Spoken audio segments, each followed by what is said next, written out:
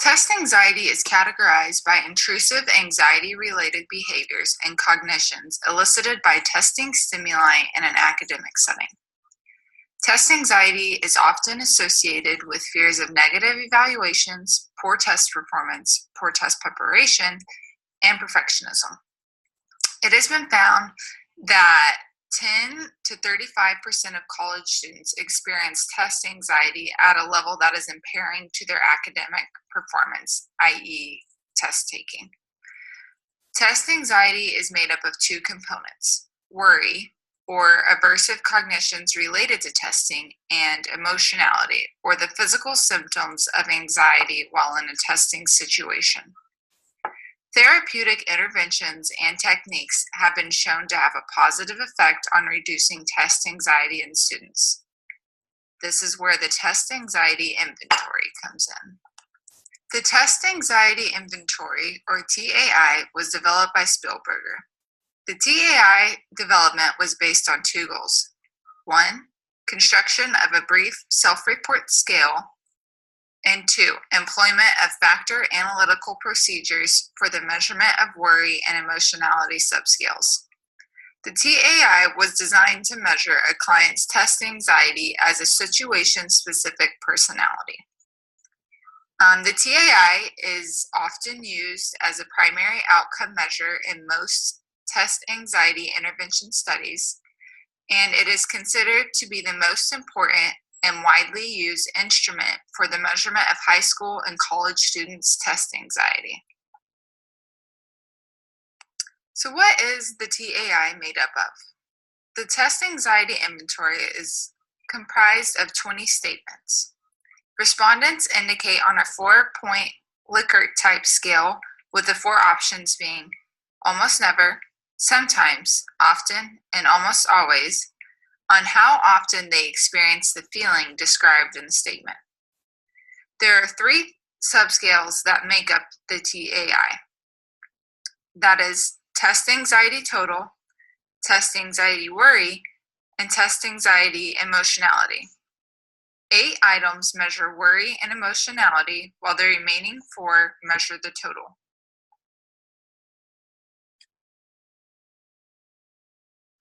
Overall, the Test Anxiety Inventory has been shown to be a valid and reliable measure of test anxiety. In regards to validity, the convergent validity was good with measures like the Test Anxiety Scale and the Worry and Emotionality Questionnaire, and showed moderate validity with the State Trait Anxiety Inventory.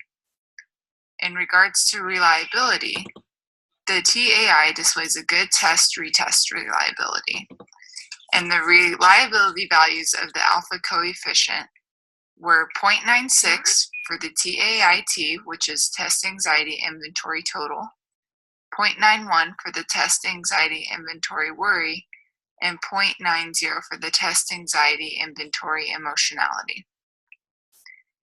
The reliability of the TAI showed satisfactory internal consistency.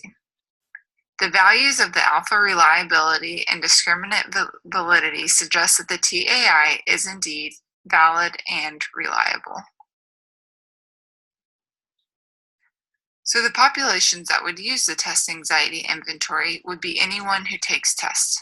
This could range from students in elementary school, junior high, high school, and college students.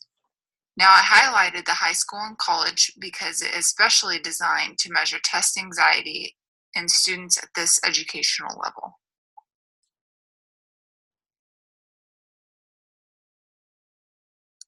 Hi, my name is Jessica, and I'll be discussing more information about test anxiety inventory for the rest of this presentation.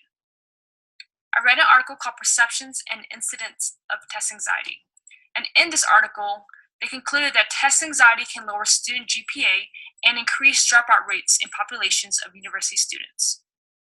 2 surveys were given out and distributed to 1,099 students at a Canadian university.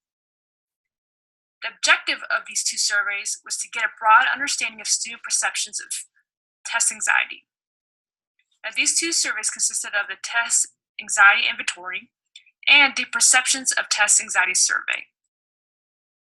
The results of this study indicated that 38.5% of students suffered from self-reported test anxiety at some point over the course of their university career. Also, females report higher levels of test anxiety than males, and there is evidence to suggest that negative association is commonly found between test anxiety and poor academic performance is stronger in females. Of those surveyed, 32.2% of students express negative and uninformed views of test anxiety. So test anxiety also has been identified as a serious issue affecting the academic performance of college students. There also has been previous research that suggested that 15 to 40% of the university students experience functionally impairing levels of test anxiety, depending on the survey methodology used in the population study. In fact, test anxiety may be contributing factor to 15 to 29% of student withdrawals from post-secondary institutions. Now I want to discuss about the test anxiety inventory strengths and weaknesses. One of the major strengths about the test anxiety inventory is that its subscales has proven both reliable and valid in assessing test anxiety among samples consisting of high school students, university students, and community members. A few weaknesses in this test anxiety inventory is that the assessment instruments does not represent a formal diagnosis of test anxiety. Now, a formal diagnosis will only be made after evidence using various sources, including interviews, observations, and self-report tests. Test anxiety inventory also does not determine if classroom environment or instructors influence test anxiety. And lastly, a lack of ability to analyze how demographic factors influence test anxiety inventory scores.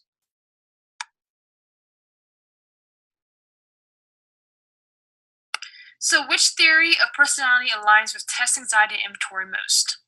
In my personal opinion, I believe the 5-factor model of personality aligns with test anxiety inventory the most. Now, the 5-factor model was developed by numerous researchers, including personality psychologists Robert McCrae and Paul Costa. The 5-factor model focuses also on 5 broad measures of personality. The first one is openness to experience, which is a willingness to try new activities, experience different ways of life, and to embrace unconventional ideas. The second one is consciousness, which is a tendency to be conscious of one's own behavior and the consequences of one's actions. Conscious people are like to be well organized, punctual, and are goal-oriented in their behavior. Third one is extroversion.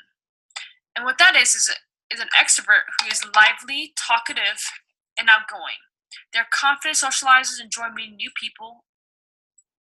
Fourth one is agreeableness, which is individuals who are cooperative, altruistic, and helpful.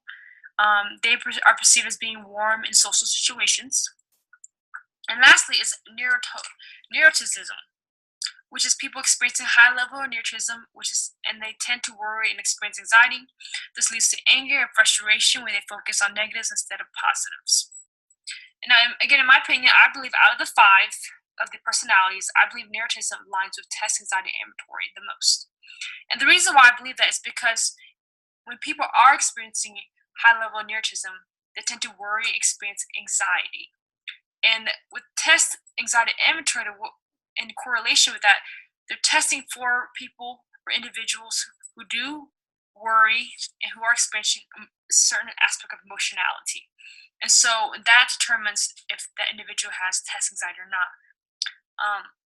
And also, when an individual is experiencing anxiety and worry, it also leads to, again, anger and frustration when they focus on negatives instead of positives. The reason why an individual has test anxiety is because they focus on negatives. Some of the negative connotations that a person who has test anxiety focuses on is overestimation of consequences related to failure or failure on an exam. If I fail an exam, I'm a failure as a person. And also, this negative connotation just leads to students' inability to concentrate on the immediate task. To conclude, I believe the most confusing part in the literature and in the articles that I read was just reading and determining the means and standard deviation chart for the test anxiety inventory scores that were done in the studies. Now, there's just so much numbers and there's a lot of formulas, and so that's always been my weakness, is just calculating and determining the results when it comes down to statistics and all that. So that was the confusing part for me. Now, the most important thing that I personally learned from the article was just the fact that realizing that there's a negative stigma of test anxiety on students that results students do not seek treatment, and so they're suffering needlessly. And the value of just how important it is to educate students about test anxiety can help them overcome that stigma and seek the treatment that they need. And so I believe that that was valuable information to me, because I believe personally, growing up, I was not always a big test taker. And I always felt that level of anxiety, my heart racing. And so just never sought treatment, never saw the value in seeking that treatment. And so I felt like I was that person suffering needlessly. And but I had to learn how to adapt on my own and learn how to overcome the test anxiety on my own. And so I thought that was really, again, valuable information, and that was provided in the article.